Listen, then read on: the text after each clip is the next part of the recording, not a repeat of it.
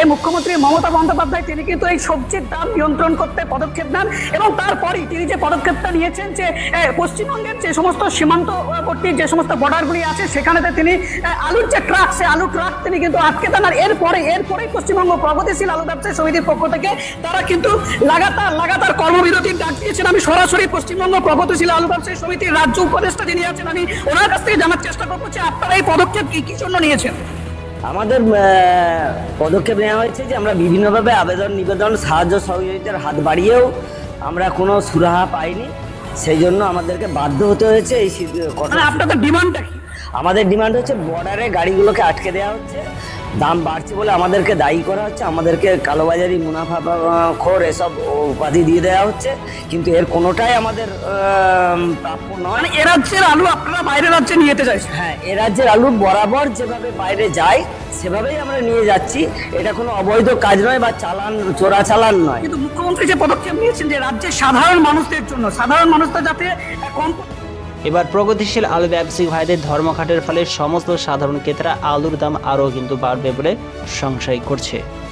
একইতে সমস্ত বাজারগুলিতে সবজির দাম নাগাল ছাড়া আবারও হতে চলেছে। এই অবস্থায় আলুর যোগান বিভিন্ন বাজারগুলিতে না থাকার কারণে ধর্মঘটের বিষয়বস্তুকে কেন্দ্র করে এবার বাড়তে চলেছে আবারও কিন্তু আলুর দাম।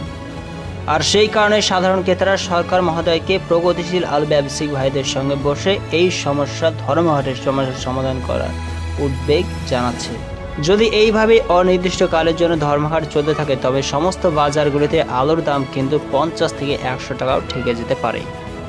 এছাড়াও অন্যদিকে প্রগতিশীল আলু ব্যবসায়ীরা সরকার মহোদয়ের সঙ্গে এই বিষয়ে কিন্তু বিশেষ বৈঠক করতে রাজি রয়েছেন, যাতে এই ধর্মঘটের বিষয়বস্তু সম্পূর্ণভাবেই উচ্ছেদ করা হয়, সমস্ত কিছু মানদণ্ডকে ভিত্তি করে যেটা সুবিধা হবে সেই উদ্দেশ্যকে পালন করে, যাতে তাদেরকে যেভাবে তারা আলুর ব্যবসাটা করে আসছিল বর্ডারের মাধ্যমে ভিন রাজ্যে আলু পাঠাবার সুযোগ সুবিধা করে দেওয়া হচ্ছিল, সেই ধরনের সুযোগ সুবিধা জানে থাকে। কারণ অকারণে ভিন রাজ্যের বর্ডারগুলিতে আলুর গাড়িকে আটকে রেখে দেওয়া হচ্ছে, আর যার জন্যই কিন্তু এই স্টেপ নিতে বাধ্য হয়েছে বাইরের বিভিন্ন রাজ্যগুলিতে কোটি কোটি লাখ লাখ টাকা অনেক ব্যবসায়িক ভাইদের যেমন পড়ে রয়েছে, আর বর্ডার স্তরে আটকে দেওয়ার ফলে সেই সমস্ত গাড়ির সমস্ত আলু পচতেও স্টার্ট করছে। যদিও প্রগতিশীল আলু ব্যবসায়ীরা বিভিন্ন রকমের সস্তা স্টল খুলেছে, তারপরেও কিন্তু সরকার মহোদয়ের এই ধরনের দাম নিয়ন্ত্রণকে কেন্দ্র করে সবজির দাম নিয়ন্ত্রণ না করে বরং আলুর দামকে নিয়ন্ত্রণ করার জন্য এই ধরনের পরিস্থিতি এখন এসে পড়েছে। আগামী দিনগুলোতে কিন্তু এইভাবেই যদি অনির্দিষ্টকালের জন্য ধর্মঘট চলতে থাকে তবে বিভিন্ন বাজারগুলিতে আলুর যোগান না থাকার জন্যই কিন্তু আলুর দাম 100 টাকা কেজি হলেও হতে পারে। তারপরে কিন্তু প্রশাসন নড়েচড়ে বসছে। আমাদের সঙ্গে রয়েছেন এখানকার চাষিরা।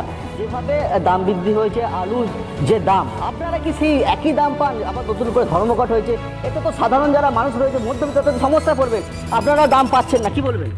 দেখুন, যেভাবে দাম বাড়ছে চাষিরা কিন্তু সে দাম পায়নি, এটা খুব সত্যি কথা। কিন্তু আজকে যারা বর্তমানে ধর্মঘট যারা হচ্ছে এর চাষিদেরই ক্ষতি হচ্ছে। কারণ হচ্ছে কি, এই যে মালটা স্টক হয়ে যাচ্ছে, আলু স্টোর থেকে হিমঘর থেকে বেরোচ্ছে না, একটা সময় গিয়ে আলুটা উদ্বৃত্ত হবে, তখন দেখা যাবে আলুর দামটা আরও ডাউন